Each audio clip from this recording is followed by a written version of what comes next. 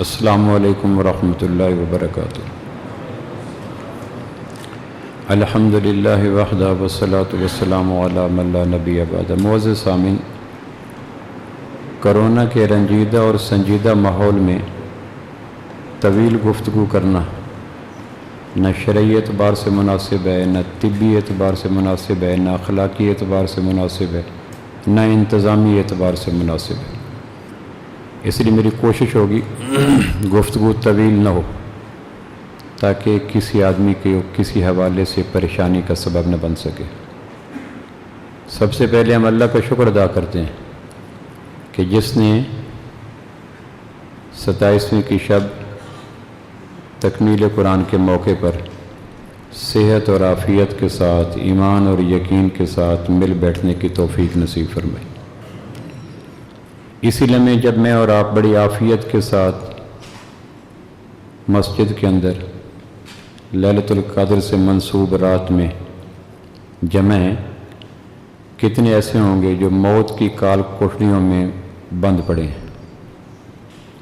इसी मुआशरे के लोग, हम में से कईयों के वाकिफ़, मौत की तारीक और काली कोठरी के अंदर हैरान हर घड़ी। उनको क्या पता कि लैलतुल क़द्र किया, तकमील कुरान किया, तरावी किया, मस्जिद का सहन किया, मुक़द्दस माहौल किया और मुस्तजाब लम्हे किया।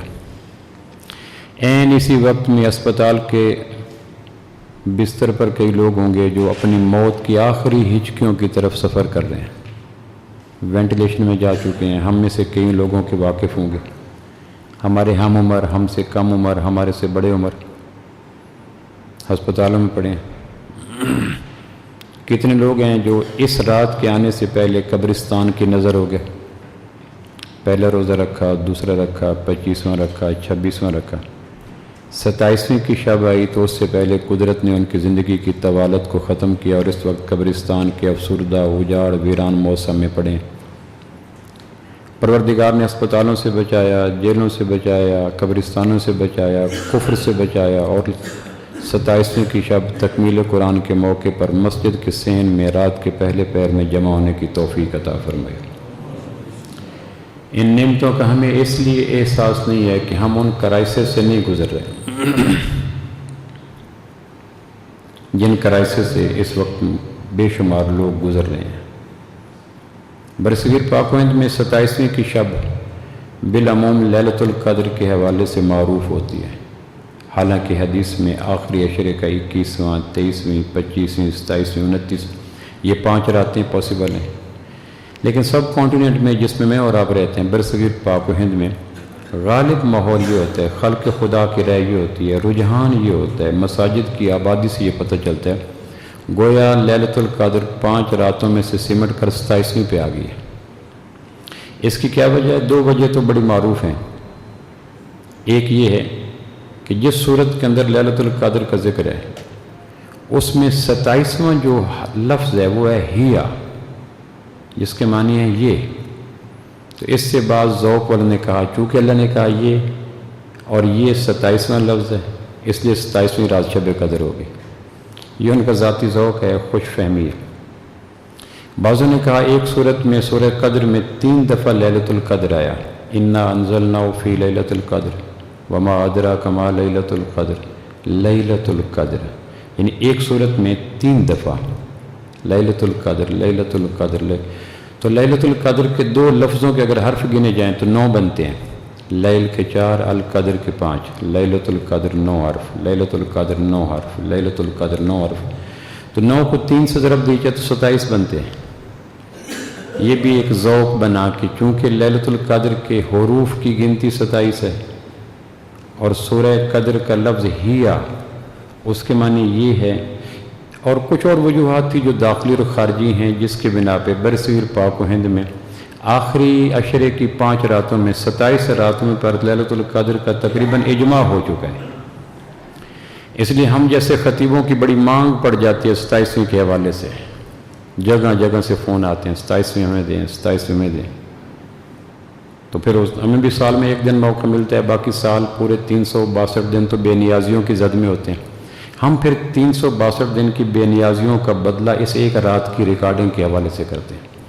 تو میاں صاحب کا فون آیا اور میں میاں صاحب کے سامنے بے نیازی کر نہیں سکتا، اس لیے میں چپ ہو گیا، ورنہ کوئی اور مقام ہوتا تو میں پورے سال کی بے نیازیوں کے بدلے لیا کرتا ہوں اس ایک رات کی زد میں۔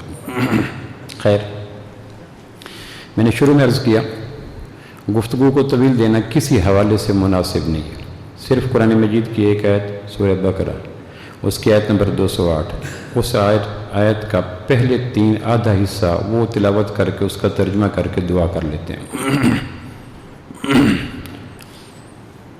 قرآن مجید نے ہم سے صرف ایک مطالبہ کیا ہے، بے پناہ نعمتیں، زہری داخلی، رنگ ذائقے، خوشبو جذبے، کھانے پینے، خارج باطن، خلا فضا، موسم، کھرب ہا کھرب نعمتیں دینے کے بعد صرف ایک مطالبہ کیا ہے۔ ہم اپنے ملازم کو 20,000 دیتے ہیں، 100 کام کروا لیتے ہیں اور وہ مجبور ہوتا ہے 20,000 کے بس، لاجک وائز بھی ٹھیک ہے، ہم اس پہ 20,000 دے رہے ہیں، یہ کرو یہ کرو یہ کرو۔ اللہ کریم کہتا ہے وَإِن تَعُدُّوا نِعْمَتَ اللَّهِ، میں نے جو تمہیں نعمتیں دی ہیں اس نعمتوں کا شکر نہ کرو، شمار ہی کر کے دکھاؤ۔ یہ نہیں کہ شکر کرو، کاؤنٹنگ کا زمانہ ہے، کیلکولیٹر کا زمانہ ہے، میکانکی کا زمانہ ہے، کمپیوٹر کا زمانہ ہے، ایک بٹن کی ٹچ پہ کھربوں کی تعداد آنے واحد میں مائکرو سیکنڈ سے پہلے گنتی سامنے آ جاتی ہے۔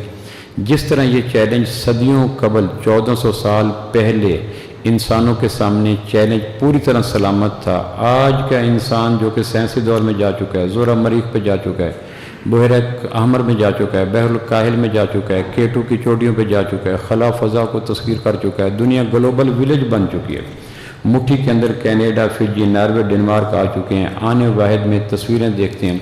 اس دور میں بھی یہ اس آیت کا حسن، بانک پن، جوانی، چیلنج پوری طرح موجود ہے کہ آج کے دور کے انسان، میں نے تمہیں جو خوش کرنے کے لیے نعمتیں دی ہیں شمار کر کے دکھاؤ، تو آج بھی ہم ہینڈز اپ ہو جاتے ہیں، ہم شمار نہیں کر سکتے۔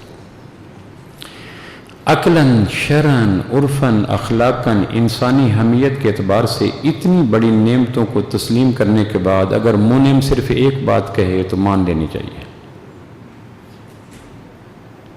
یعنی شرعی اعتبار سے چھوڑ دو، دینی اعتبار سے چھوڑ دو، انسانی ضمیر، انسانی فطرت، انسانی اخلاقیات، اس کا کچھ تقاضا ہے کہ جو ذات اتنی بڑی نعمتیں دیتے، 2 آنکھوں کے لیے 2 رنگ کافی نہیں تھے، ایک زبان کے لیے ایک ذائقہ کافی نہیں تھا، ایک کان کے لیے پنچھیوں کے گلے میں لٹکی ہوئی بانسری ایک کافی نہیں تھی، ایک دماغ کے لیے تخیل کا ایک خیال کا جھونکا کافی نہیں تھا، ایک زبان کے لیے، لیکن 2 آنکھوں کے لیے رنگ کتنے ہیں، 2 کانوں کے لیے آوازوں کے ہارمونیم کتنے ہیں، ایک زبان کے لیے ذائقوں کی کائنات کتنی ہے، ایک دماغ کے لیے تخیلات کا جہان کتنا ہے۔ ہم یہ وہ باتیں نہیں ہیں جس کو سوچنے کے لیے کوئی ایم اے، پی ایچ ڈی، پوسٹ ڈاکٹریٹس کرنا پڑے۔ اوسط درجے کا آدمی سوچ سکتا ہے کہ اتنی نعمتیں دینے والا اگر ایک مطالبہ کرتا ہے تو مان لینا چاہیے، اور وہ نعمتیں کل بھی تھیں، آج بھی ہیں، کل بھی رہیں گی۔ وہ مطالبہ کیا ہے؟ بس اسی مطالبے کو میں عرض کر دیتا ہوں۔ سورہ بقرہ کی آیت نمبر 208، جو میرا اگر حافظہ کوتاہی نہیں کر رہا، ایک مطالبہ، یا ایھا الذین آمنوا، یہاں سے اللہ خطاب کرتا ہے۔ یہ یا ایھا الذین آمنوا 89 دفعہ قرآن مجید میں آیا ہے۔ اس میں محبت بھی ہے، دعویٰ بھی ہے، اعتماد بھی ہے، پیار بھی ہے، حس بھی ہے، غیرت کو للکارنے کا جذبہ بھی ہے۔ یہ کئی ذائقوں سے مشتمل ایک لفظ ہے، یا ایھا الذین آمنوا، اے وہ لوگوں جنہوں نے مجھے مانا ہے۔ پوری کائنات میں کہا تو ہمارا رب، تیرا نبی ہمارا آخر نبی، تیری کتاب ہماری کتاب، تیرا دین ہمارا دین، تیرا بیت اللہ ہماری توجہات کا مرکز۔ یہ ساری چیزیں یا ایھا الذین آمنوا میں آ جاتی ہیں کہ تم نے مجھے مانا ہے، کہ یا اللہ مانا ہے، کہ پھر میری مانو۔ اگر مجھے مانا ہے اور اقوام عالم میں ڈنکے کی چوٹ مانا ہے کہ ہمارا رب اللہ ہے، ہمارا نبی آمنہ کے لال ہے، ہماری کتاب قرآن ہے، ہمارا دین اسلام ہے، ہماری توجہات کا مرکز بیت اللہ ہے، جب اتنی چیزیں مان لی ہیں تو میری مانو۔ یا اللہ کیا مانے؟ وہی بات ہے، اگر آج کی شب لیلۃ القدر کی مبارک ساعتوں میں تکمیل کے موقع پر اتنا ایلیٹ کلاس اگر اس بات کو لے کے چلی جائے، گویا آپ قرآن کا ست، نچوڑ، روح، مغز ست لے کے چلے گئے۔ یا اللہ کیا کریں؟ ادخلوا فی السلم کافہ، بھائی یہ 3 لفظ ہیں، ادخلوا فی السلم کافہ، مہربانی کرو پورے اسلام پہ چلو۔ کیوں جی؟ اتنا سی مطالبہ اللہ کا ہم سے، مہربانی کرو اگر کسی ڈاکٹر کا نسخہ لیتے ہیں تو پورا ہم لیتے ہیں، انجیکشن کا ہے، سیرپ کا ہے، ٹیبلٹ کا ہے، کیپسول کا ہے، کوئی بھی کہ تو پورا لیتے ہیں۔ کسی کلاس کا نصاب بچے داخل ہوتے ہیں تو پورا نصاب پڑھتے ہیں۔ تو اگر دنیا کا طبیب، دنیا کا حکیم اپنے پورے نسخے پہ منوانے پہ انسسٹ کر سکتا ہے، تو طبیب کائنات، حکیم کائنات کہتا ہے میرا پورا نسخہ لو۔ یہ لاجک ہے۔ ادخلوا فی السلم کافہ، پورے اسلام میں داخل ہو جاؤ۔ کچھ یہودیت کا، کچھ ہندوؤں کا، کچھ عیسائیوں کا، کچھ دہریوں کا، کچھ کنفیوشزم کا، کچھ کیپٹلزم کا، کچھ سوشلزم کا، کچھ کمیونزم کا، کچھ نفس کا، یہ نہ لو تو پورا میرا دین لو، پورا پیکج لو۔ تو یا اللہ پورا پیکج کیا ہے جو ہم لیں؟ تو 5 چیزیں ہیں، بس یہ میری گفتگو کا آخری حصہ ہے۔ 5 چیزیں ہم اس وقت دین لیتے ہیں، لیکن جزوی، پارشلی، جتنا ذوق پہ پورا اترے، جس سے تراش خراش نہ ہو، جس سے طبیعت پہ بوجھ نہ ہے۔ اللہ کہتا ہے وہ دین میرا دین نہیں ہے، جتنا تمہیں پسند ہو لے لو، اور جہاں بوجھ پڑے، تکلیف پڑے، پریشانی ہے، وہاں ہینڈز اپ ہو جاؤ، وہ دین میرا نہیں ہے۔ میرا دین اگر نتائج دکھائے گا، صحت دے گا، عزت دے گا، سکون دے گا، غلبہ دے گا، کائنات میں آبرو دے گا، دنیا میں شہرت دے گا، نظر میں کلمہ دے گا، قبر میں وسعت دے گا، پل صراط پہ عافیت دے گا، 50,000 سال کے دن میں ٹھنڈک دے گا، اللہ کی جنت پر نبیوں کا پڑوس دے گا، اس کا شرط ہے کہ ادخلوا فی السلم کافہ، پورا دین لو۔ تو اگر ایک ڈاکٹر پورے نسخے پہ انسسٹ کر سکتا ہے، تو خالق کائنات اپنے پورے نسخے پہ انسسٹ کرے، یہ لاجک وائز بھی ٹھیک ہے، شرن بھی ٹھیک ہے، عرفن بھی ٹھیک ہے، اخلاقاً بھی ٹھیک ہے، دیناً بھی ٹھیک ہے، یقیناً بھی ٹھیک ہے۔ ہماری اس وقت ساری پریشانیوں کا سبب کیا ہے؟ دین کا جزوی لینا۔ اب پورا دین کیا ہے؟ 5 چیزوں کا نام ہے، بس اسی بات کو لے لیں۔ میں 5 چیزیں کچھ میتھمیٹیکلی، کوئی تھوڑی سی تفصیل کے ساتھ عرض کر دیتا ہوں، پھر ان 5 چیزوں کے آئینے میں اپنا بے رحم احتساب کرتے چلے جانا، جہاں ہو کہ یہ 5 چیزیں پورا دین ہے، جہاں آپ محسوس کریں شکر پائی جاتی ہے تو سر جھکا کے اللہ کا شکر ادا کرنا کہ یہ پہلی شرط پائی جاتی ہے، اور جہاں نہ ہو تو پھر بے رحم احتساب کرنا، اپنا وکیل نہ بننا، اپنا جج بن جانا، یہ چیز لینی پڑے گی۔ سب سے پہلی چیز جو ہے وہ ہے اللہ کی ذات کا یقین لو۔ کیا یقین لو؟ وَإِن يَمْسَسْكَ اللَّهُ بِضُرٍّ فَلَا كَاشِفَ لَهُ إِلَّا هُوَ وَإِن يُرِدْكَ بِخَيْرٍ فَلَا رَادَّ لِفَضْلِهِ۔ اللہ اگر خیر کا فیصلہ کر دے، کائنات کے خالق کی قسم کوئی شر کا چینٹ نہیں دے سکتا، اور اگر اللہ شر کا فیصلہ کر لے، کائنات کے خالق کی قسم کو خیر کا ذرہ نہیں دے سکتا۔ ڈرو نہیں، جھکو نہیں، بچھو نہیں، چاپلوسی نہ کرو، خوشامد نہ کرو، جی حضوری نہ کرو، اپنے آپ کو قسطوں میں مت مارو، حمالیہ بن کے کائنات میں کھڑے رہو۔ وہ ہوگا جو اللہ چاہے گا، وہ نہیں ہوگا جو اللہ نہیں چاہے گا۔ یہ پہلا ہے۔ للہ ما فی السماوات وما فی الارض وما بینہما وما تحت الثری۔ اللہ کہتا ہے آسمان ہو، زمین ہو، زیر زمین ہو، بالائے زمین ہو، آسمان ہو، پوری کائنات پہ حکم میرا چلتا ہے۔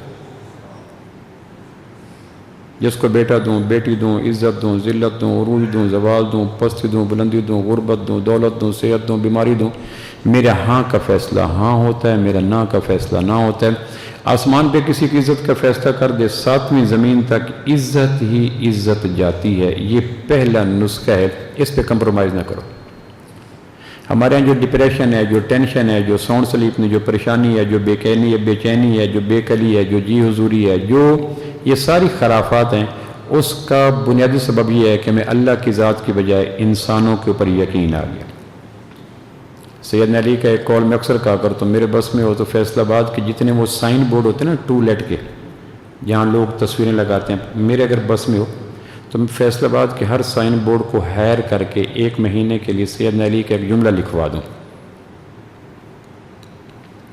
میں نے ایک جگہ لیکچر دیا تو میں نے کہا میرے بس میں ہوتا ہے کہ اسلام آباد سے دوست آیا ہوتا ہے، کہنے کہ میں کروں گا۔ میں نے کہا اسلام آباد کے سیاسی موسموں کا پتہ کوئی نہیں ہوتا، وعدوں کا کیا پتہ۔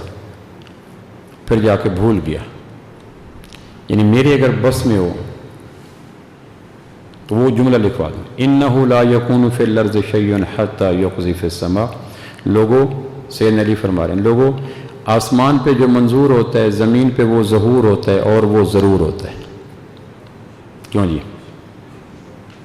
کیسا پرسکون فکر ہے، ایمان ساز فکر ہے، یقین افروز فکر ہے۔ لوگوں آسمان پہ جو منظور ہوتا ہے، زمین پہ وہ ظہور ہوتا ہے اور وہ ضرور ہوتا ہے۔ اللہ کا فیصلہ فیصلہ حرف آخر ہے، قول قول فیصل ہے۔ اللہ اگر ہاں کر دے تو ہاں ہی ہے بس، پھر لیکن ویکن چونکہ چنانچہ اگرچہ مگرچہ کہ مکروہ باتیں مت کرو، میرے اللہ نے ہاں کر دی اور وہ ہاں ہو کے رہے گی۔ قلیل سے کثیر، غربت سے دولت، پستی سے بلندی، پریشانی سے قرار، بیماری سے صحت، کورونا سے صحت کی ندیاں رواں دواں کر دے، میرا اللہ پوری طرح قادر ہے۔ میرے اللہ کو کچھ کرنے کے لیے کچھ کرنا نہیں پڑتا۔ ارادے کا نام وجود ہے، خواہش کا نام تکمیل ہے۔ جو چاہے جب چاہے جیسا چاہے جتنا چاہے کر دے۔ پوری کائنات ایڑی چوٹی کا زور لگا لے، اللہ کے فیصلے میں تبدیلی نہیں کر سکتی۔ یہ ادخلوا فی السلم کا پہلا حصہ ہے۔ اللہ دیکھ رہا ہے، یہ ادخلوا فی السلم کافہ کا پہلا حصہ اللہ دیکھ رہا ہے۔ اس وقت کائنات میں انسان کتنے؟ 7 ارب مورالس۔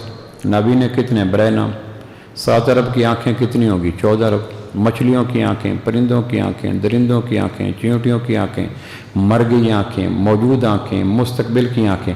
اگر ان ساری آنکھوں کو جمع کیا جائے تو ان کا دیکھنے والا، ان کا بنانے والا کتنا دیکھنے والا ہوگا؟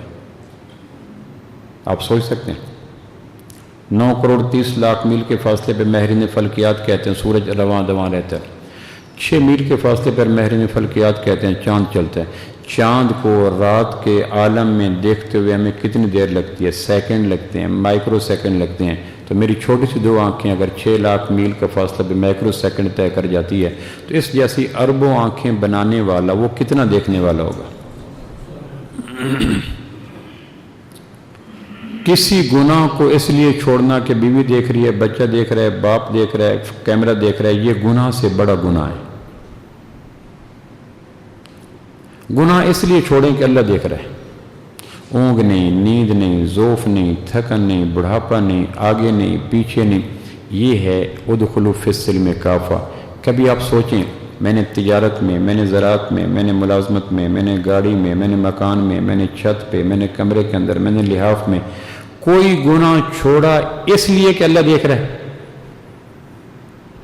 یہ میں آپ کو کوسچن دے رہا ہوں۔ لیلۃ القدر ہے، دیر تک آپ جاگیں گے میرے سمیت، رات کے پاکیزہ لمحوں میں اپنے آپ کو سامنے کھڑا کر کے کہنا، اے فلاں، ایک گناہ جو آنکھ سے تھا، جو کان سے تھا، جو زبان سے تھا، جو ہاتھ سے تھا، اس کو چھوڑا کہ اللہ دیکھ رہا ہے۔ لقمان اپنے بیٹے کو کہہ رہے ہیں، یا بنیا انہا ان تک مثقال حبہ، بیٹا رائی کا ایک دانہ، فتکن فی صخرہ۔ قرطبی کہتے ہیں 7 زمینوں کے نیچے ایک پتھر ہے، اس پتھر نے زمین اور جہنم کے درمیان کو آڑ بنا ہوا ہے۔ وہ پتھر، اس کے نیچے جہنم، اس کے اوپر پتھر، اس کے اوپر 7 زمینیں۔ رائی کا ایک دانہ اس صخرہ پتھر کے نیچے پڑا ہو۔ رائی کا دانہ کتنا چھوٹا، 7 زمینیں کتنی بڑی، صخرہ کتنا بڑا، اس کے نیچے کتنا بڑا۔ او فی السماوات، جو 7 آسمان کی بلندیوں میں ہو، او فی الارض، جو زمین کی پنہائیوں میں ہو۔ بیٹا تیرے رب کی آنکھوں سے رائی کا دانہ چھپ نہیں سکتا۔ اگر اللہ کے دیکھنے کا یقین آ جائے تو گناہ ایسے بھاگیں جیسے طلوع آفتاب کے بعد گلی محلے، چوک چوراہے، پگڈنڈی، چھت اور سین سے اندھیرے بھاگ جاتے ہیں۔ اور اگر یہ یقین نہ آیا تو FLU، FIA، CID، task force, Shaheen فوج، ایلیٹ فورس، بری فوج، بحری فوج، ہوائی فوج، کیمرے سارے بیکار ہی بیکار ہیں۔ ایک آدمی بند کمرے میں شراب پی رہا ہے، دروازہ کھلا، اس نے شراب کی بوتل پھینک دی، آدمی داخل کوئی نہیں ہوا، پھر وہ باہر نکلا، دائیں دیکھا بائیں دیکھا، گلی کے کناروں تک کوئی آدم زاد نہیں، پھر اس نے دیکھا کہ درخت کی شاخیں بے ہنگم ہو کے ہل رہی تھی، پھر اس کے ذہن نے اسیس کیا کہ یہ ہواؤں کا پریشر تھا جو گلی میں آیا اور دروازہ کھل گیا، پھر اس نے دروازہ بند کیا، گلاس پکڑا، بوتل میں شراب ڈالی۔ اب اس ابن عباس حضور علیہ السلام کے کزن اس بات کو بیان کر کے کہتے ہیں، اب اس نے دوبارہ شراب پی تو کہتے ہیں بڑا گناہ کون سا ہے کہ گلی میں دیکھ کے یہ دیکھنا کوئی نہیں دیکھ رہا، یہ بڑا گناہ ہے یا شراب پینا بڑا گناہ ہے؟ آپ کا کیا حکم ہے جی؟ آپ سارے مفتی بیٹھے ہیں، کیا فرماتے ہیں کون سا بڑا گناہ ہے؟ کوئی نہیں دیکھ رہا، اور ہم سارے اس گناہ کے مرتکب بیٹھے ہیں، کوئی نہیں دیکھ رہا۔ یہ بنیاد بنا دوبارہ شراب کے پینے کا۔ اس لیے کہتے ہیں اللہ کی نظروں کے علاوہ کسی اور بنیاد پہ گناہ چھوڑنا گناہ سے بڑا گناہ ہے۔ چونکہ گناہ عملی گناہ ہوتے ہیں. غیر اللہ کی خوف پہ چھوڑنا یہ اعتقادی گناہ ہے. اعتقادی گناہ کفر پہ لے جاتا ہے، عملی گناہ جہنم میں لے جاتا ہے. عملی گناہ کی بنا پہ آدمی جہنم سے نکل آئے گا، اعتقادی گناہ کی بنا پہ آدمی کبھی دوزخ سے نہیں نکلے گا. رات کے پچھلے پیر دودھ میں پانی نہ ملاؤ، یہ ہمارے بچپن میں اردو کی کتابوں میں سبق ہوا کرتا تھا. تو ماں کہتی ہے ملا لو، بیٹی کہتی نہ ملاؤ. تو آخر پہ ماں کہتی ہے کیوں نہ ملائیں؟ کہ عمر نے منع کیا ہے. تو اس نے کہا کچی دیوار، رات کی تاریکی، مدینے کا کنارہ، اندر اندھیرا، دودھ میں پانی کس کا نہ عمر کو پتہ. بیٹی کیا کہتی ہے امی عمر کو نہیں پتہ؟ بولو جی، اللہ کو تو پتہ ہے. اب اس رات کی تاریکی میں روزہ شدید ہے، ہونٹ جم گئے ہیں، زبان پہ پپڑی جم گئی ہے، ایسا کہ آدمی سوچتا ہے کہ آج تو بحر القاہر ملا تو پی جاؤں گا. پھر شاور لیتا ہے، منہ میں پانی بھرتا ہے. بھرے ہوئے منہ میں پانی اور غذا کی نالی میں کتنا فاصلہ ہے؟ ملی میٹر کا ہے. کیوں نہیں پیتا؟ کون دیکھ رہا ہے؟ بولو جی. یہ یقین دکان پہ بھی آنا چاہیے ٹریول کر کے، پراپرٹی میں بھی آنا چاہیے ٹریول کر کے، روڈ پہ بھی آنا چاہیے ٹریول کر کے. روزے کے عالم میں اس درجے کا متقی اور باہر اس درجے کا فاسق. تو پہلی ادخلوا فی السلم کافہ، اللہ دیکھ رہا ہے، اللہ میرے ساتھ ہے، اس شمع کو جلائیں. یہ ادخلوا فی السلم کافہ کا پہلا زینہ ہے. دوسری چیز، میری بات سمجھ آ رہی جی؟ مہمان کا حق ہے ہاں کر دینی چاہیے. کیوں جی؟ مہمان کی تکریم ہے نا. میں نے اس رات پہ کتنے نخرے اٹھانے تھے، میں نے کہا میں نے کوئی نخرہ نہیں کیا. اس کا تقاضا یہ ہے کہ میرا دل رکھنے کے لیے آپ کہہ دیں. سمجھ آ رہی ہے نا؟ شکریہ. بعد میں نفل پڑھ لینا توبہ کے، لیکن مہمان کا تو حق ہے نا، کہہ دینا چاہیے. سمجھ آ رہی؟ بس ٹھیک ہے، اتنے کافی ہے میرے لیے، بس ہوئے تو. دوسری چیز جس کے بغیر ادخلوا فی السلم کافہ نہیں ہے، یہ بریلوی، دیوبندی، وہابی کی بات نہیں ہے، حنفی، سہروردی، چشتی کی بات نہیں ہے، اہل حدیث، مقلد، غیر مقلد کی بات نہیں ہے. میں مسلک کی پگڈنڈیوں پہ آنے سے اللہ کے کروڑ مرتبہ پناہ چاہتا ہوں. پروردگار نے مجھے اسلام کا موٹر وے دیا ہے، میں موٹر وے کی ہموار زمین کو چھوڑ کر پگڈنڈیوں میں دھکے کیوں کھاؤں؟ یہ کم نصیب لوگوں کا المیہ ہے کہ اسلام کے موٹر وے کو چھوڑ کر پگڈنڈیوں میں دھکے کھا کے خود بھی حج کولے لیتے ہیں اور امت کو بھی حج کولوں میں قسطوں میں مار دیتے ہیں. آپ جو بھی ہیں اللہ کی ذات کا یقین پیدا کریں، کوشش کریں، اللہ دیکھ رہا ہے. دوسری چیز جس کے بغیر ادخلوا فی السلم کافہ مشکل نہیں ہے، سمپلی امپاسبل ہے، ناممکن ہے، وہ ہے نماز کو قائم کرنا. قرآن مجید میں جب بھی نماز کے بارے میں اقیم الصلاۃ، یقیمون الصلاۃ، تقیمون الصلاۃ، یہ اس ڈائی پہ آتا ہے، کبھی کہیں نہیں کہا نماز پڑھو. اب میں واضح کر دیتا ہوں اقیم کے کیا معنی ہے. اقیم الصلاۃ، ان الصلاۃ تنہی عن الفحشاء والمنکر. اللہ نے کہا نماز قائم کرو، اندر اور باہر کے روحانی اور معنوی، فکری اور نظری، معاشی اور اخلاقی سارے گناہوں کے پھوڑے پھنسیوں کو خوش کر دوں گا. یہ اللہ کا وعدہ، لا ریب کتاب.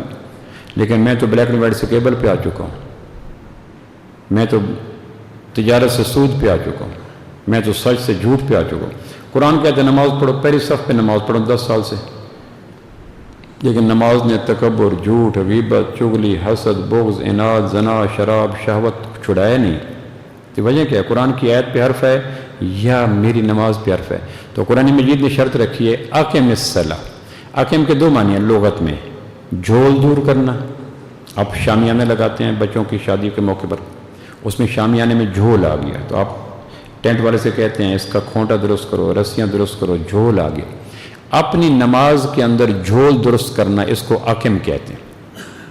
قیام میں، رکوع میں، سجود میں، خیال میں، جذبات میں، اوقات میں، کیفیات میں، احساسات میں، کہیں تو جھول ہے نا. تو میرا اس شہر عداوت میں بسیرا ہے جہاں لوگ سجدوں میں بھی لوگوں کا برا سوچتے ہیں.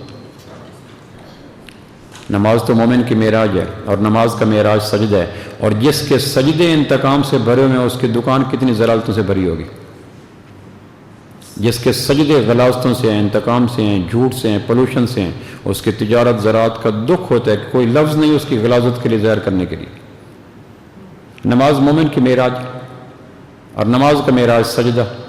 اور ہمارے آج کی تراویح کی لیلۃ القدر کی جامع مسجد کے اندر سجدوں کا ایکس رے نکال کر جبریل اگر دونوں دروازوں پہ لگا دے، کیوں جی؟ سجدے جس کے اتنے ویران ہوں اس کا طواف. نماز روحانی عبادات کا سربراہ ہے، سربراہ کرائسس میں آ جائیں، فیملی کے سارے ممبر کرائسس میں آ جاتے ہیں۔ نماز جس کی کرائسس میں، اس کا حج ٹھیک نہیں، روزہ ٹھیک نہیں، جہاد ٹھیک نہیں، تسبیح ٹھیک نہیں، تلاوت ٹھیک نہیں، اس کا بیت اللہ کا طواف بھی ٹھیک نہیں ہو سکتا۔ اس لیے کہ اقم الصلاۃ، ہر نماز کے بعد اگلی نماز سے پہلے پچھلی نماز کے جھول کو دور کرو۔ اور اگر آدمی اپنی نماز کے جھول دور کرنے لگ جائے، کعبہ کے رب کی قسم موت تک اس کو اپنے جھول سے فرصت ہی نہیں ملے گی۔ نہ تھی حال کی جب ہمیں اپنے خبر رہ دیکھتے اوروں کے عیب و ہنر، پڑی حال پر جب اپنے نگاہ نظر تو نگاہ میں کوئی برا نہ رہا۔ اتنے جھول ہیں نماز میں کہ مت پوچھو، بیان کرنے سے دکھ ہوتا ہے۔ اور اقم کا دوسرا معنی ہے رواج دینا، زندہ کرنا۔ ایک چیز جہاں نہیں ہے وہاں رواج دینا یہ اقم ہے۔ جو نماز نہیں پڑھتے ان کو نماز پہ لانا یہ اقم ہے، اور جو پڑھتے ہیں ان کے جھول، کمی، کجی، زیب، ٹیڑھا پن، وقت میں ہاتھ کر اس میں دور کرنا، ان دو چیزوں کے مجموعے کو کہتے ہیں اقم الصلاۃ۔ اپنی نماز کی کمیاں دور کرو اور بے نمازیوں کو زور زر زاری سے نماز پہ لاؤ۔ دو کام تم کر دو، اللہ کہتا ہے میرا وعدہ ان الصلاۃ تنہی عن الفحشاء والمنکر، تمہارے ظاہر اور باطن کے سارے نقص، کمیوں، کجیوں کو میں دور کر دوں گا۔ اب میں اور آپ سوچیں کہ میری نمازوں کا کیا عالم ہے۔ میں جو سر بسجدہ ہوا کبھی تو زمین سے آنے لگی صدا، تیرا دل تو ہے صنم آشنا، تجھے کیا ملے گا نماز میں۔ اللہ اکبر کہنے کے بعد اس کو تکبیر تحریمہ کہتے ہیں، جو شروع میں اللہ اکبر کہتے ہیں تکبیر تحریمہ، وہ تکبیر جو حلال کو حرام کر دے۔ اب زمزم پی سکتے ہیں، تکبیر کے بعد اجوا کھا سکتے ہیں، تکبیر کے بعد ماں کا فون سن سکتے ہیں، تکبیر کے بعد کسی کو سلام کر سکتے ہیں، یہ حلال ہے نا۔ تو جو تکبیر حلال کو حرام کر دے اس کو تکبیر کہتے ہیں۔ تو ایک آدمی تکبیر تحریمہ کے بعد حلال سے روک کے حرام سے نہیں روکا۔ گاہ میری نگاہ تیز چیر گئی دل وجود، گاہ الجھ کے رہ گئی میرے توہمات میں۔ ہمارے سجدے، ہمارا دھیان، ہمارا وقت، ہماری حرکات، ہماری کیفیات، ہمارے احساسات نماز کے اندر اگر ان چیزوں کو دیکھا جائے تو جھول ہی جھول ہیں، جھول ہی جھول ہیں۔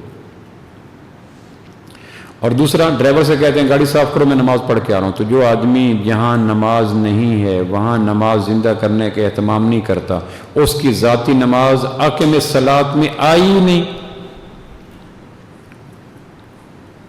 زور زر زاری سے نماز قائم کرو۔ ایک صحابی کا بیٹا گرفتار ہو گیا روم کے اندر، صحابی اللہ کے محبوب، روم کے لوگ بند کمروں میں قیدیوں کو بند کر دیتے ہیں، تو مجھے نہیں پتا میرے بیٹے کو سورج کی کرن پہنچے نہ پہنچے، اذانیں نہیں پہنچتی، سورج نہیں پہنچتا، اس کی نمازوں کا کیا بنے گا؟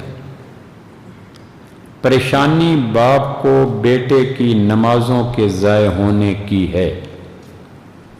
آپ نے فرمایا دیوار پہ کھڑے ہو کر اذان دیا کر، اور یہ کہا کر اے وہ رب جس نے ابراہیم کی آواز کو مکہ سے اٹھا کر عالم ارواح تک پہنچایا، میری اذان کو یہاں سے اٹھا کر اسکلان کے کمرے میں میرے قیدی تک پہنچا دے۔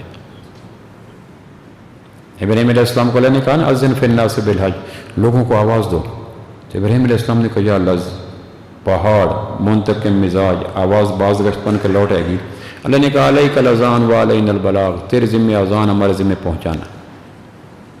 میرے گھر کے فرد، میرے فیکٹری کے فرد، میرے دکان کے فرد، میں کس طرح زور سے، زر سے، زاری سے، منت سے، تواضع سے اپروچ کر کے، دائیں بائیں کر کے ان کو نماز پہ لاؤں، اللہ کی قسم میری اقم الصلاۃ کا حصہ ہے۔ ایک زمانہ تھا نمازی گنے نہیں جاتے تھے، اب بے نمازی نہیں گنے جاتے۔ مسجدیں چھلکتی تھی، نمازی گنے نہیں جاتے تھے۔ وجہ کیا ہے؟ ہر نمازی اقم الصلاۃ پہ تھا۔ اگر کوئی مسجد نبوی میں نماز میں نہیں آیا تو چار خیال پیدا ہوتے تھے، یا تم فوت ہو گیا، یا اتنا بیمار ہے کہ دو آدمیوں کے کندھے اس کے لیے ناکافی ہیں، یا پردیس چلا گیا، یا مرتد ہو گیا۔ یہ چار اس کے متعلق رائے قائم ہوتی تھی۔ فوت ہو گیا، پردیس چلا گیا، بیماری نے لاچار کر دیا، یا دائرہ اسلام سے نکل گیا۔ اسلام جس طرح ہمارا واگا بارڈر ہے نا، اس کے پار انڈیا شروع ہو جاتا ہے۔ اسلام کے واگا بارڈر 5 وقت کی نماز ہے، اس کے بعد تو کفر شروع ہو جاتا ہے۔ اسلام اور کفر کے درمیان فرق کرنے والی چیز 5 وقت کی نماز ہے۔ لیکن نماز کے لیے جو لفظ خالق کائنات نے قرآن مجید میں ڈائی بدل بدل کے کہا وہ تھا اقم الصلاۃ، اقم الصلاۃ، اقم الصلاۃ۔ اپنی نماز کی کمیوں کو دور کرو، بے نمازیوں کو نمازی بناؤ، پھر میرے وعدے دیکھو کس طرح ساون بھادو کی طرح برکتیں برسیں گی۔ تمہیں اقم الصلاۃ کے بعد تمہارے اوپر اترنے والی برکتوں کو تمہارے لیے سنبھالنا مشکل ہو جائے گا۔ یہ کرونا کیا خرب گنے سے بڑی بیماری آ جائے، عقیم الصلاۃ کے آگے ان کو ٹھہر نہیں سکتی۔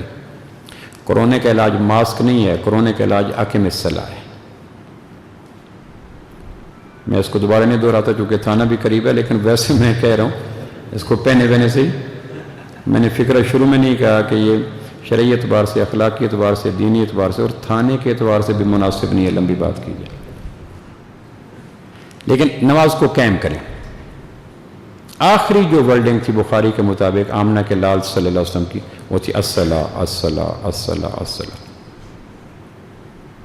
تیسری چیز جس کے بغیر ادخلوا، کوشش کریں گے اس کی، جس کام کو نہ کرنا انشاءاللہ کہتے ہیں ہم، کیوں جی ایک آدمی سے آپ 5000 مانگیں، کل 5000 دیں گے، وہ کہے گا انشاءاللہ کہ یار پکی بات کر دینی نہیں دینی، چونکہ جانتا ہے اس دور کا مومن جو کام نہیں کرنا چاہتا اس کے لیے بڑے مخارج کے ساتھ انشاءاللہ کوئی یہ کام نہیں ہوگا۔ ہمیں پتہ چل جاتا ہے، چونکہ انہی دھوکھوں کے بیچ میں ہم صبح شام گزارتے ہیں۔ 2 معنوں کے لیے انشاءاللہ ہوتا ہے، بات جلدی ختم کرو، یہ انشاءاللہ کا ایک جواب مفہوم یہ ہوتا ہے جو ہم سمجھ جاتے ہیں۔ جب فوراً کہا جائے انشاءاللہ، مفہوم ہو جاتا ہے بات جلدی ختم کرو جی، یا انشاءاللہ کوئی نہیں کرنا، کل دکان پہ جائیں گے تو کوئی نہیں کہے گا انشاءاللہ، جانا جو ہے وہ تو اللہ کا شکر ہے کورونا کی وجہ سے آپ قابو میں آ گئے، ورنہ تو جانا ہی تھا۔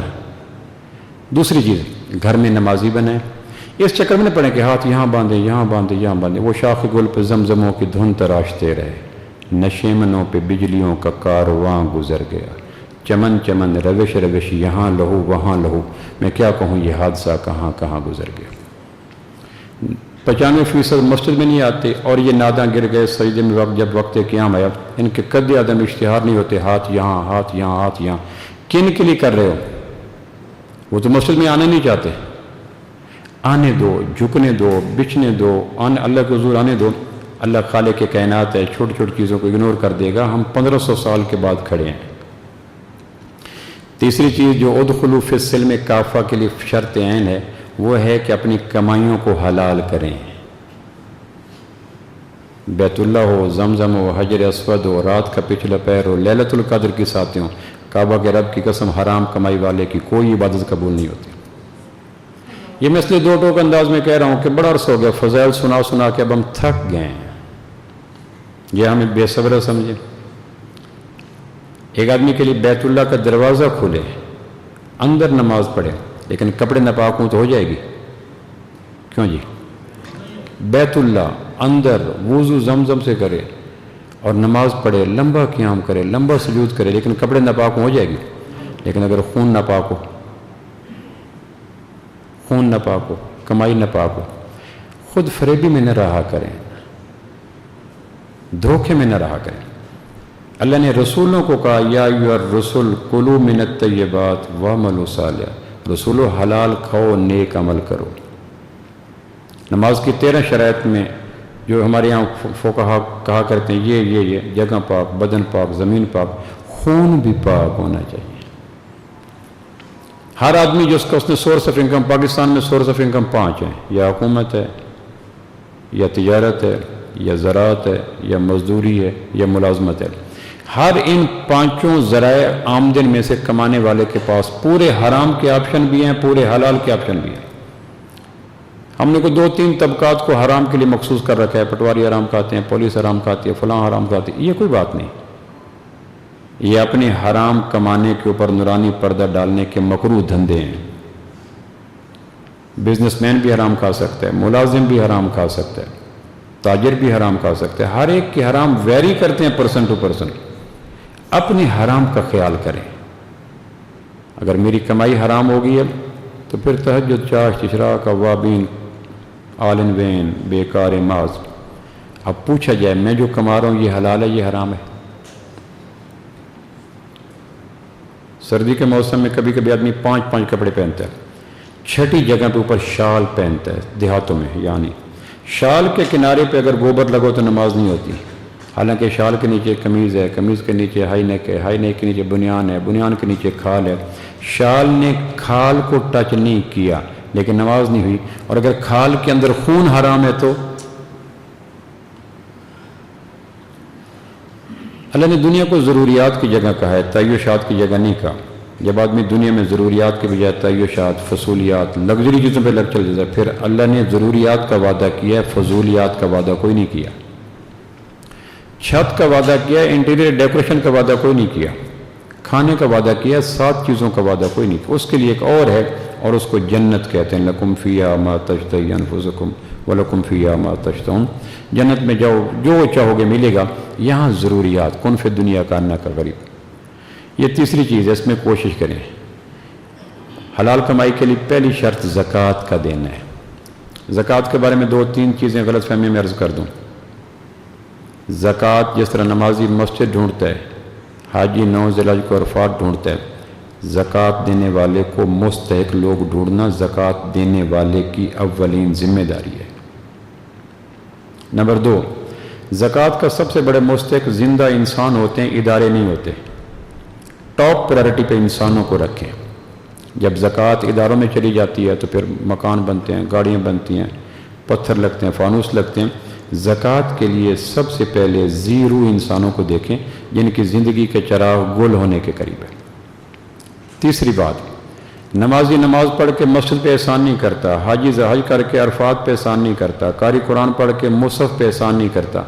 ज़कात देने वाला ज़कात देने वाले के लेने वाले पे एहसान की नीयत बिल्कुल न रखे। चौथी बात, ज़कात के 3 बड़े फ़ायदे हैं। माल को तहारत मिलती है, माल को हिफाजत मिलती है, माल को बरकत मिलती है। 2.5 रुपये देकर अगर इतनी गारंटियाँ ले चुके हैं, कौन सा बड़ा एहसान बाकी करना है। अगर आपको ज़कात के बाद माल की तहारत मिल गई, माल की हिफाजत मिल गई, माल की बरकत मिल गई, फिर एक लेने वाले से क्यों एहसान का जज्बा रखते हो? ये थोड़ी बात है। चौथी बात, ज़कात देने के बाद जो बाकी पैसे बचे उस पे आज़ाद न हो जाया करो कि मैंने ज़कात दे दी, फारिग हो गया, बाकी माल पाक हुआ। पाक माल के लिए पाक जगह के मसारिफ ढूंढें, न कि उसको फजूलियात में ज़ाया करें। अगर ज़कात न देते तो माल पाक ना होता, पाक ना होता तो मैं पाक जगह पे खर्च नहीं कर सकता। जो ज़कात दी है, ज़कात देने के बाद जो माल प्योरीफाइड हो गया, ततहीर हो गया, पाक हो गया, 2.5 रुपये दिए, 97 रुपये पाक हो गए। अब ये पाक माल के लिए पाक जगह तलाश करो, न कि इसके लिए रकबा मकान दुकान बनने से बनना लगना शुरू हो जाए। हमारे यहाँ ज़कात देने वाले ये फिक्र में होते, मैंने ज़कात दे दी। ज़कात तो मैल निकाली है, मैल वाला हिस्सा खैर के कामों के लिए और पाक हिस्सा फजूलियात के लिए। सुभान अल्लाह। जो माल पाक हुआ उसका हक है कि पाक जगह पे लगे। 2.5 रुपये जो 2.5% निकाला उसी को गरीबों में, यतीमों में, बेवाओं में, मिस्कीनों में, एदी को फलां फलां। जब ज़कात का माल मैल हराम खास जगह पे लगना शुरू हो गया तो फिर मुस्तहिक भूखों में मर गए। पहली सदी में ज़कात देने वाले पीछे फिरते थे, लेने वाले छुपते थे। अब ज़कात लेने वाले पीछे फिरते हैं, देने वाले छुपते हैं। उसकी बुनियादी गलती ये है कि हम ज़कात देने के बाद बकिया माल के मुतल्लिक अमूर खैर तलाश करने के बजाय आज़ाद हो जाते हैं। हालांकि बकिया ज़कात ने बकिया माल को पाक करके नेकी के मसारिफ में खर्च करने के काबिल बनाया है। अब ढूंढो, मदरसे ढूंढो, खानकान ढूंढो, गरीब अहले इल्म ढूंढो, किताबें ढूंढो, ये ढूंढो। जब ज़कात को सिर्फ गरीबों तक रखोगे और बाकी पैसों को पारसा अच्छे अमाल तक रखोगे तो फिर गरीब कभी भी आपके पीछे नहीं फिरेंगे, आपको पीछे फिरना पड़ेगा। तो तीसरी चीज़, उदखुलू फिस्सिल्म में काफ़ा, अपनी माल पे चेक एंड बैलेंस रखें, माल कहाँ से आ रहा है। मेरे एक अजीज़ थे, पटवारी थे। कोई पटवारी बैठो तो नाराज़ ना होना, वैसे मैं बात कर दी। तो मैंने उसको कहा आप हराम खाते हैं? अल्लाह की कसम मैंने कभी हराम नहीं खाया। मैं मर गया। मैंने कहा बकरे रोज़ दरवाजे पे होते हैं, दुम्बे रोज़ दरवाजे पे होते हैं, देसी मुर्गे उन दिनों होते हैं वो दरवाजे पे होते हैं, बग़ैर भैंस के घी के कनिस्तर आ रहे होते हैं, ये कहाँ से आते हैं? अगर हलाल है तो ये कहाँ से आते हैं? कहने लगे मैंने कभी कुत्ता नहीं खाया, बकरा खाया हमेशा। मैंने कहा मरेगा भी। मैंने कभी खंजीर नहीं खाया, मुर्गा खाया। उसके नज़दीक हलाल हराम ये था। मैंने कभी शराब नहीं पिया, खालिस कैली भैंस का दूध पीता हूँ, ये हलाल हराम था। मैंने कहा मर गए। फिर तो सारे ही हलाल खा रहे हैं। फिर तो तुम्हारा घर पे लिखी पट्टी ठीक है, हाज़ा मिन फज़ल रब्बी, ये तो ठीक हो गया। मैंने कहा हलाल हराम का एक और तसव्वुर भी है, कुत्ता हराम में नहीं है, और भी हराम में आते हैं। उसके नज़दीक ये था कुत्ता हराम है, सुअर हराम है, बंदर हराम है, खंजीर हराम है, बाकी बकरा जिस हवाले से आ जाए, दुम्बा जिस हवाले से आ जाए, मुर्गा ये नहीं। कोशिश करें थोड़ा खा लें, उदखुलू फिस्सिल्म में काफ़ा पे आ जाएं, ये करोड़ गुना बेहतर है زیادہ کھائیں اور ادخلوا فی السلم کافہ کے حسین دائرے سے نکل جائیں۔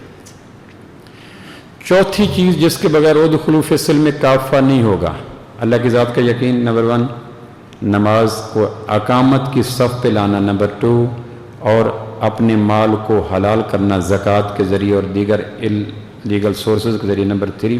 یہ وہ چیزیں ہیں جو فرض عین ہیں، مسلک کے ساتھ کوئی تعلق نہیں، پروفیشن کے ساتھ کوئی تعلق نہیں۔ چوتھی چیز ہے اللہ کی مخلوق کو ناحق اذیت نہ دو۔ کوئی یہودی ہے، سکھ ہے، عیسائی ہے، قادیانی ہے، اس کا اللہ کا تعلق ہے۔ مجھے کسی کے مسلکی اختلاف پر، فقہی اختلاف پر، فکری اختلافات پر گردن ماپنے کا کوئی حق نہیں ہے۔ انگلینڈ کے عیسائیوں کے باغوں پہ پھل لگتا ہے، اسرائیل کے یہودیوں کے ہاں سلامت اعضاء کے ساتھ بچے پیدا ہوتے ہیں، گنگا جمنا پہ اسنان کرنے والے ہندوؤں کے گھروں میں بارش برستی ہے، اور رشیا کے دہریوں کے لحاف میں ہوا جاتی ہے۔ جب خالق کائنات اپنے نہ ماننے والوں کو پوری طرح فیسیلیٹیٹ کر رہا ہے، مجھے کیا ضرورت ہے کہ میں بم بلاسٹ کرنے لگ جاؤں؟ جینے کا حق دو، نظریات کے اختلاف کے باوجود، فکر کے اختلاف کے باوجود، سیاست کے اختلاف کے باوجود حق دو جینے کا۔ نجران کے پادری مدینہ منورہ میں آئے آخری دنوں میں، جب اسلام مکمل ہو چکا تھا، الیوم اکملت لکم دینکم کی منزل قریب آ گئی تھی۔ نجران کے پادری جو کہتے تھے عیسیٰ اللہ کا بیٹا ہے، مریم اللہ کی، کتنا خوفناک۔ بریلی دیوبندی میں اختلاف تو نہیں ہے جو عیسائی اور مسلمان میں، یہ پادری ہے اور اللہ کے محبوب سے مباہلہ کرنے کے لیے ہے۔ مباہلہ مناظرے کی پیک ہوتی ہے کہ آپ غلط ہیں، ہم صحیح ہیں۔ تو آپ نے کہا چلو بیٹھو، مہمان ہو، آئے ہو، نجران سے آئے ہو، کھاؤ پیو۔ پھر آپ نے صحابہ کو کہا یہ میرے مہمان ہیں، ان کو سرو میں کروں گا، تم نہیں کرو گے۔ کون کر رہا ہے، کس کی کر رہا ہے، اس پہ ذرا تنہائی میں سوچنا، یہ میرے مہمان ہیں۔ پھر آپ کو رات کو ان کی خیر خبر لیتے، کھانا پینا پوچھتے۔ آپ نے کہا آئے جو مباہلہ بھی کر لیں گے، ٹھہرو، حسن اخلاق دے رہے ہیں، کھاؤ پیو بیٹھو۔ پھر انہوں نے کہا یہ ہم نے اپنی عبادت کرنی ہے، اپنے مسجد نبوی نجران کے پادریوں کی عبادت کے لیے صحابہ سے خالی کروا دی۔ لیٹرلی انہوں نے نماز پڑھنی تھی مشرق کی طرف منہ کر کے۔ عیسائی عملاً سیرت کی کتابیں گونج کے کہہ رہی ہیں، پہلی صدی میں آمنہ کے لال نے اپنی موجودگی میں نجران کے پادریوں کے لیے 10 ہجری کو مسجد نبوی میں ان کی عبادت کا اہتمام کروایا۔ اب اس کا کوئی جھونکا ہمارے یہاں پہنچا؟ ہمارے ہاں دوسرے مسلک کا مسجد نماز پڑھنے کے لیے آ جائے، کابینہ کمرے کے اندر میٹنگ بلا لیتی ہے، یہ کیوں آ گیا؟ آنے دو، اللہ کا گھر ہے۔ اتنی حبس ہے، اتنی گھٹن ہے، اتنی تنگی ذہن ہے، مت پوچھو۔ اللہ کے بندوں کے ساتھ اچھا سلوک کرو، بیوی ہو، بچے ہوں، بہن ہو، بھائی ہوں، ماں ہوں، باپ ہوں، پڑوسی ہوں۔ ابن عمر کے گھر میں آیا، کیا پکایا؟ کہ بکرا۔ کہ پڑوسی کو دیا ہے؟ کہ وہ تو عیسائی ہے یا یہودی ہے۔ کہ پڑوسی کے لیے پڑوسی ہونا ضروری ہوتا ہے، پڑوسی کے لیے کلمہ گو ہونا ضروری نہیں ہوتا۔ جب تک اس کے گھر میں نہیں جائے گا میں نہیں کھاؤں گا۔ یہ پہلی صدی کا حسن اخلاق تھا جس کو اب ڈائجسٹ کرنا مشکل ہے۔ مسلک کی پگڈنڈیوں پہ چلنے والے کم نصیبوں کے لیے سیرت نبوی کے رواداری کی باتوں کو اللہ کی قسم ہضم کرنا مسئلہ مروڑ ہو جاتا ہے، پیٹ دکھنے لگتا ہے کہ یہ کیا۔ ہم تو بالکل ایک نیا میکنزم شو کر چکے ہیں۔ یہود بخاری کی روایت ہے، یہودی عورت کا جنازہ گزرا اور آپ اس کے عزیز و اقارب کی تسلی کے لیے کھڑے ہو گئے، یہودی عورت کا، اور صحابہ نے کہا انہا یہودیہ۔ اللہ کے نبی یہ ہے انسانوں کا، جینے دو، ہر ایک کے حق ہیں، اس کو دو۔ اس کے چھوٹی چھوٹی باتوں پر سیکھ پاؤنا یہ نہیں۔ عجب واعظ کی دینداری ہے یا رب، عداوت ہے اسے سارے جہاں سے۔ چھوٹی چھوٹی بات پر پھٹ جانا، سیکھ پاؤ جانا، اسلام کا ایسے تعلق ہی کوئی نہیں۔ صبر، ضبط، تواضع۔ آپ کھڑے ہو گئے، صحابہ نے کہا گزر گئی لاش، آپ نے کہا، صحابہ نے کہا انہا یہودی ہے، یہ یہودی عورت تھی۔ آپ نے کہا میرے کھڑے ہونے سے یہودی عورت کے ساتھ گزرنے والے سوگواروں کے زخم پہ مرہم تو آیا ہوگا، ڈریسنگ تو ہوئی ہوگی۔ کہاں کہ یہی تو اسلام کہتا ہے، ہر پھٹے ہوئے سینوں کو سینے کا اہتمام کرو، بیوی سے برا سلوک نہ کرو، ماں باپ کے ساتھ برا سلوک نہ کرو، اولاد کو بات بات پہ ذلیل نہ کرو۔ یا بنیہ، او میرے پیارے بیٹے۔ لقمان کا جو اسلوب گفتگو ہے بچے کے ساتھ نا، یا بنیہ یا بنیہ یا بنیہ، اولاد نعمت ہے، نبی نبوت کے بعد اولاد مانگتا ہے، اگر اللہ نے دی ہے تو چھوٹی چھوٹی بات پہ ذلیل نہ کرو اولاد کو۔ اکرموا اولادکم، اولاد کی عزت کرو، دوستوں کے سامنے ذلیل کرنا، بیوی کے سامنے ذلیل، ایسا نہ کرو۔ اور بیوی کو کلمے کے نام پہ بیوی بنا کے لائے ہو، اس کے بہن بھائیوں کو رسوا نہ کرو کلمے کے نام پہ۔ اللہ تمہیں وہ داماد دے جس طرح تم کسی کے داماد ہو تو تم مطمئن رہو گے۔ آخر دامادی کا سلسلہ ختم تو نہیں ہوگا میرے بعد، نسل نو تو چلے گی، میرا بھی کوئی داماد بنے گا۔ میں سوچوں جو کسی کی بیٹی کا داماد بن کے میں اس کو سلوک دے رہا ہوں، کیا میرا داماد ایسا کرے تو میرے لیے خوشگوار ہوگا؟ تو پھر تھوڑا سا سوچ دینا، ایسا نہ کرو۔ ایک صحابی نے کہا اللہ کہ نبی اللہ آپ کو مکہ کا فاتح بنا دے، فتح الباری میں روایت ہے، مکہ کا فاتح بنا دے۔ میں نے منت مانی تھی کہ بیت اللہ کے دہلیز کو بوسہ دوں گا۔ 8 ہجری جمعے کا دن 20 رمضان ظہر کی نماز پہ اللہ کے محبوب نے بلال سے بیت اللہ کی چھت پہ اذان دلوا کر مکہ کی فتح کا اعلان کر دیا۔ دنیا حیران ہے کہ کیسے ہو گیا۔ فجر کی نماز کے وقت مر ظہران سے مدینہ نماز پڑھ کے آپ داخل ہوئے مکہ میں، اور ظہر کی نماز کے بعد بیت اللہ کی چھت پہ سیدنا بلال اذان دے رہے تھے۔ اتنے کم وقت میں قتل و غارت کوئی نہیں، اذان فتح ہو گیا۔ حالانکہ مکہ والوں کے لیے ڈیتھ وارنٹ تھا مکہ پہ مسلمانوں کا قبضہ تسلیم کرنا۔ ان کی سیادت، عزت، نیابت، قیادت، عزت سارا تو مکہ کے ساتھ تھی۔ مکہ چھن گیا، چپ کر گیا۔ تو اس نے کہا کہ میں اب تو فتح مکہ کے فاتح بن گئے، تو میں اب وہ صحابی مدینہ میں تھے، میں مدینہ سے جاؤں بیت اللہ کی دہلیز کو بوسہ دینے کے لیے، یا کوئی اس کا آلٹرنیٹو ہے؟ آپ نے فرمایا تیری ماں زندہ ہے؟ کہاں؟ کہ ماں کے پاؤں کے تلوے کو بوسہ دے، ایسا ہی ہے جیسے بیت اللہ کی دہلیز کو بوسہ دیا۔ ماں کے عظیم ہونے کے لیے ماں ہونا کافی ہے بس۔ دنیا کے ہر شخص کے عظیم ہونے کے لیے کوئی ڈیزینیشن ضروری ہے، عالم ہے، ذاکر ہے، عابد ہے، ڈاکٹر ہے، پروفیسر ہے، لیکن ماں کے عظیم ہونے کے لیے اللہ کی ذات کی قسم ماں ہونا کافی ہے۔ ماں ان پڑھ بھی پوری یونیورسٹی ہوتی ہے، ماں غریب ہو کے بھی امیر ہوتی ہے، ماں جھاڑو دیتے ہوئے بھی بیت اللہ آسمان پہ بچے کی تقدیروں کو بدلنے کا فن جانتی ہے، ماں انگوٹھا چھاپ ہو کر پوسٹ ڈاکٹر ہوتی ہے۔ ماں کو عظیم ہونے کے لیے روایتی پیمانوں میں مت ماپو، ماں ہے تو ساری عظمتیں اس کے پاس آ گئی۔ سکھی گھر کون سا ہے؟ جس میں ماں باپ مسکراتے ہوں، بس وہ کشادہ ہو، تنگ ہو، کار ہو، موٹر سائیکل ہو، کوٹھی ہو، بڑے گھر نہ سکھی گھر کی اسلامی پہچان یہ ہے جس گھر میں ماں باپ کے مسکرانے کی آوازیں آتے مبارک ہو، وہ گھر سکھی ہے۔ باقی کسی اور یورپ کی چیزوں سے گھر کے سکھی ہونے کو پیرامیٹر مت بناؤ۔ فتح مکہ مدینہ منورہ سے آپ بدھ والے دن عصر کی نماز کے بعد چلے، 10 رمضان کو بدھ والے دن عصر کی نماز۔ جمعرات کو مدینہ منورہ کے قریب 30 میل کے مقام پر ایک جگہ آتی ہے ارج، وہاں آپ کا خیمہ لگایا گیا۔ خیمے کے 2 کپڑے ہوتے ہیں وینٹیلیشن کے لیے، پردے اٹھا دیے، اپنے سامنے دیکھا صحابہ ٹینٹنگ کیمپنگ کر رہے ہیں، پچھلا پردہ اٹھایا تو جنگل کی ایک کتیا بچے ڈیلیور کر چکی ہے۔ کتیا ویسے حقیر جانور ہے، جنگل کی کتیا اور حقیر ہو جاتی ہے۔ 10-12 بچے ہیں اور ماں بچوں کو لیٹ کر دودھ پلا رہی ہے۔ اب نبی رحمت نے دیکھا جنگل کی کتیا بچوں کو دودھ پلا رہی ہے، آپ نے ایک صحابی کو بلایا جمیل بن سراقہ کو، بیٹا یہاں کھڑے ہو جاؤ، اور کسی صحابی کو جنگل کی کتیا کے پاس آ کر خیمہ نہ لگانے دینا، ماں بیٹوں کو تکلیف ہوگی۔ کون ماں ہے، کون بیٹے ہیں، کون ڈیوٹی لگا رہے، کس کی ڈیوٹی لگا رہے؟ رحمت سید لولاک پہ کامل ایمان، امت سید لولاک سے ڈر لگتا ہے۔ آپ کا علم مبارک، آپ کی ڈگری مبارک، آپ کا تقوی مبارک، لیکن آپ کو ان چیزوں کے باوجود ماں کے سامنے بھونکنے کی اجازت شریعت کبھی نہیں دیتی۔ مت اپنے تقوی پہ ناز کرو، علم پہ ناز کرو، جوانی پہ ناز کرو، پیسے بھونکنے کی اجازت نہیں ہے۔ قل لہما قولا کریما، جھک کے بات کرو، بیٹی کے ساتھ پیار کرو، رشتہ داروں کے ساتھ پیار کرو، قیدیوں کے ساتھ پیار کرو، انسانوں کو ذلیل نہ کرو۔ یہ چوتھی چیز ہے، اللہ کی ذات کا یقین، نماز کو قائم کرنا، رزق کو حلال کرنا، اور انسانی رشتوں کے ساتھ اچھے سلوک سے پیش آنا۔ اس کا سیاسی اختلاف ہے بسم اللہ، مسلکی اختلاف ہے بسم اللہ، فکری اختلاف ہے بسم اللہ۔ میں بھی تو کرتا ہوں نا، میں اس کا مسلک نہیں رکھتا تو وہ میرا نہیں رکھتا، کون سی قیامت آ گئی؟ میں اس کا دین نہیں رکھتا، وہ میرا نہیں رکھتا، کون سی قیامت آ گئی؟ جینے دو، آنے دو۔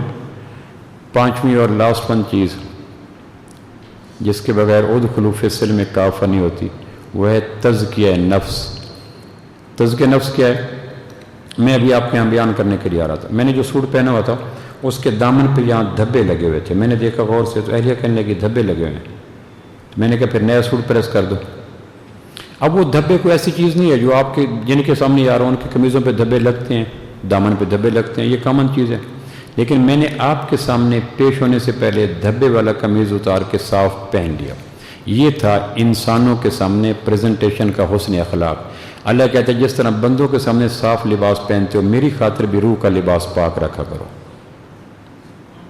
روح کی بھی تو ایک پوشاک ہے نا، اس پہ داغ نہ لگاؤ، غیبت کا، حسد کا، بغض کا، تکبر کا، فرقہ واریت کا، مسلک کا، جھوٹ کا، زنا کا، شہرت، یہ بچو، سختی کا داغ نہ لگاؤ، غیبت کا داغ نہ لگاؤ۔ یہ 5 چیزیں ہیں جن کو مل جائیں تو مبارک ادخلوا فی السلم کافہ۔ اور اگر اللہ کی ذات کے دیکھنے کا یقین نہیں ہے اور 5 وقت کی نماز میں صفت اقامت نہیں ہے اور رزق حلال پہ گہرا چیک اینڈ بیلنس نہیں ہے اور خلق خدا کے ساتھ نشتر زنی موجود ہے، تانا تنظیم اور روح داغ ہے، تو پھر جو کچھ بھی ہیں سب کچھ ہیں، ادخلوا فی السلم کافہ نہیں ہے۔ کتنا مشکل ہے خطیب کا اپنی بات کا پاس رکھنا۔ میں نے کہا تھا گفتگو مختصر ہوگی، پتہ نہیں جتنی ہوگی لیکن مختصر میں اس کو کہتا ہوں۔ اللہم صلی علی محمد وبارک وسلم۔ اللہم انت السلام منک السلام تبارک یا ذا الجلال والاکرام۔ اللہم انا علی ذکرک و شکرک و حسن عبادتک۔ اللہ پورے دین پہ چلنے کی توفیق نصیب فرما۔ جس طرح تو نے دین دیا، زبانی دیا، اللہ اس دین پہ عمل کی توفیق نصیب فرما۔ جامع مسجد، تکمیل قرآن، لیلۃ القدر، پاک مہینہ، تاک رات، ان میں سے کسی عمل میں بیٹھنے والے صالحین کے کسی عمل پہ ترس کھا کے ہمیں پورے دین کی خیرات نصیب فرما۔ ہم مانتے ہیں اور 2 ٹوک مانتے ہیں کہ ہم جزوی دیندار ہیں، عقائد نہیں ہیں تو عبادات ہیں، عبادات نہیں ہیں تو معاملات، کہیں نہ کہیں جھول ہے مولا، بے شمار جھول ہے۔ کرونا کی وجہ سے شیطان نے دلوں میں نفرت فاصلے ڈالے، کرونا نے جسموں میں فاصلے ڈال دیے۔ اللہ اس کا توڑ نہ ویکسینیشن ہے، نہ ماسک ہے، نہ علاج ہے۔ ادخلوا فی السلم کافہ، پورے دین پہ آ جائیں، زمین آسمان کی آفتوں کے دروازے بند ہو جائیں کہ اللہ میں پورے دین پہ چلنے کی توفیق نصیب فرما۔ اللہم صلی علی محمد۔